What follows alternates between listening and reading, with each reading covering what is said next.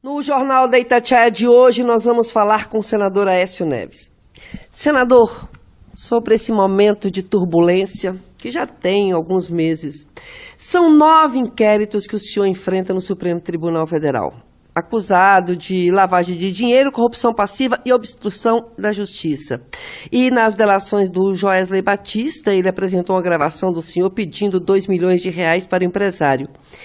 O senhor sempre disse que o senhor é inocente e que vai provar. Está demorando um pouco para provar? O que está acontecendo? Por que essa demora? Mônica, em primeiro lugar eu quero dar um bom dia a todos os ouvintes da Rádio Itatiaia.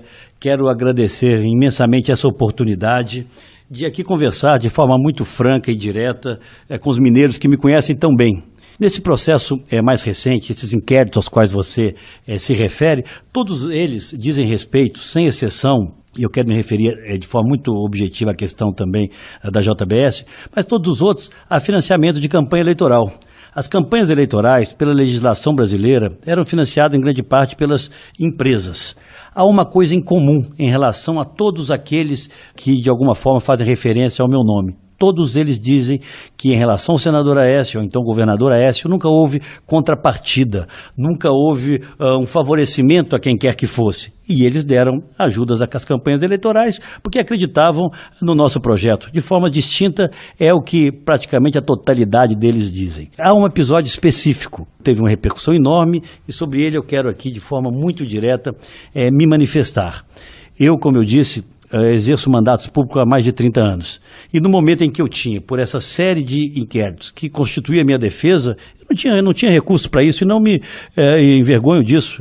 Na minha vida eu nunca tive empresas, negócios maiores, eu nunca tive essa disponibilidade. E aceitei uma proposta de empréstimo de um cidadão a quem eu havia oferecido um apartamento de propriedade da minha família e que já, com a participação, isso é o que é o mais grave, de setores da Procuradoria-Geral da República, apresenta como alternativa um empréstimo de R$2 milhões de recursos privados, uma operação entre privados, e que teria que se dar daquela forma em dinheiro.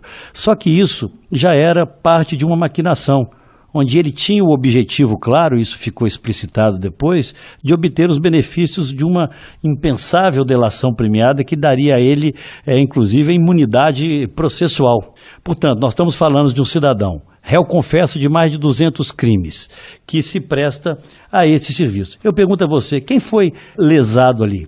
Houve recurso público? Não houve. Houve qualquer contrapartida? Não houve. Houve um erro? Sim.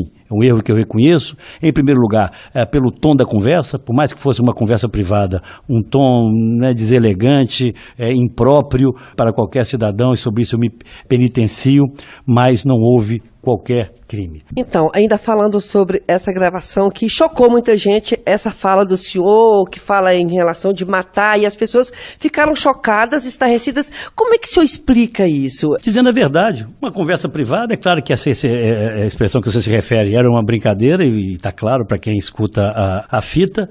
Na verdade, eu fui enganado numa conversa privada de alguém que oferecia um empréstimo para me ajudar a pagar os advogados, induziu a conversa dessa forma. É algo que eu lamento, me penitencio diariamente por isso, mas isso não me desonra. Eu não me apropriei de um centavo do dinheiro público. O senhor admite alguma culpa em alguma das acusações, senador? Não, porque não tem. Os inquéritos estão sendo investigados e ninguém encontra nenhum ato ilegal, ilícito da minha parte. Esse Aécio de hoje, como é que recebe e convive com as críticas de amigos, que eram amigos íntimos, que se afastaram? Recentemente o Luciano Huck, que era muito amigo do senhor, disse que se decepcionou muito. Alguns dizem, não só os adversários, que o senhor sobrevive hoje politicamente através de aparelhos. Como é que o senhor recebe isso? Olha, eu dou a todos o direito do desconhecimento das denúncias. Em relação ao Luciano, recentemente voltamos a conversar, e tenho certeza que as declarações que ele eventualmente possa ter dado se deve ao desconhecimento em relação aos fatos, Mônica. O senhor disse que vai falar com o mineiro, olhar nos seus olhos, andar por Minas Gerais.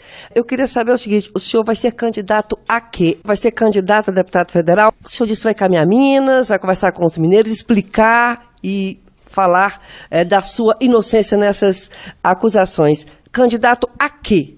Você perguntou se eu sou candidato a deputado federal. Essa hipótese não existe simplesmente, até pelo conjunto de compromissos que eu tenho com inúmeros companheiros nossos no Estado. E nessas conversas é que eu vou definir no conjunto das forças políticas do Estado que nos apoiaram na nossa obra de governo, que não foi uma obra solitária, foi uma obra conjunta com a participação de forças vivas da sociedade mineira em todas as nossas regiões. Nós ligamos mais de 220 cidades que não tinham ligação asfáltica. Ligamos por telefonia celular mais de 400 municípios no estado.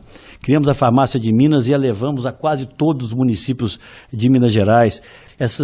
Levamos Minas a ter a melhor educação fundamental do Brasil nas primeiras e nas últimas séries. Não temos mais isso hoje. Então, eu acho que essa realidade ela terá que ser debatida durante a campanha eleitoral. Já estava com o discurso de candidato a governador? E esse conjunto de forças políticas que estão no nosso entorno é que tem que estar rearticuladas. Nós não podemos permitir que Minas Gerais continue por mais 4 anos nas mãos desse grupo político que demonstrou uma grande incapacidade para enfrentar as questões centrais do Estado. Então sobraram aí Senado e governo. O senhor vai candidatar?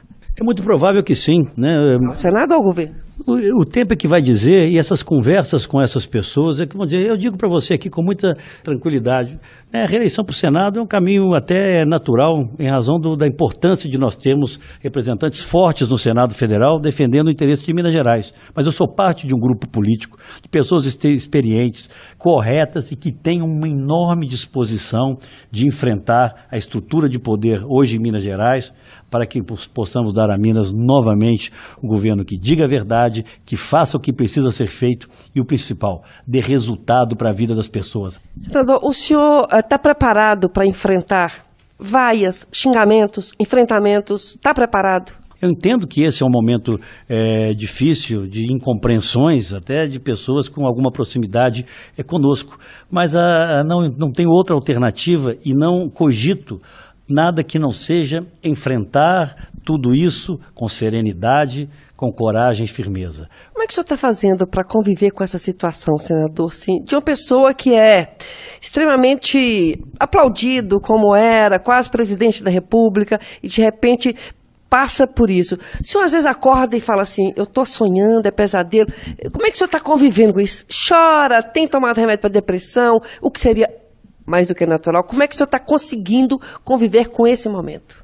Não, nada disso, Mônica. Com muita serenidade. Eu trabalho todos os dias, inclusive defendendo os interesses de Minas Gerais. Penúltima pergunta. Então, politicamente, o senhor não está com o aparelho? Acho que não, eu acho que todos nós temos dificuldades. Há hoje uma crise grande de representatividade na política, os partidos estão todos muito fragmentados, isso não é um fenômeno apenas brasileiro, é um fenômeno internacional. O mundo vive uma crise de representatividade, né? Só ver o que acontece, por exemplo, que aconteceu com Macron na França, que exatamente surge em razão da falência dos partidos tradicionais, ou a dificuldade que a Angela Merkel está tendo na Alemanha para formar um governo. Então, é um fenômeno que nós temos que ter a clareza de compreendê-lo na sua dimensão.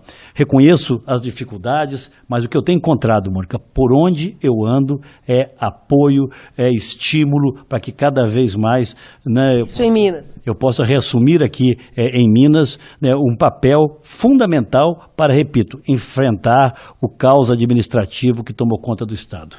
Agora, a última pergunta, senador, não pode deixar de fazer.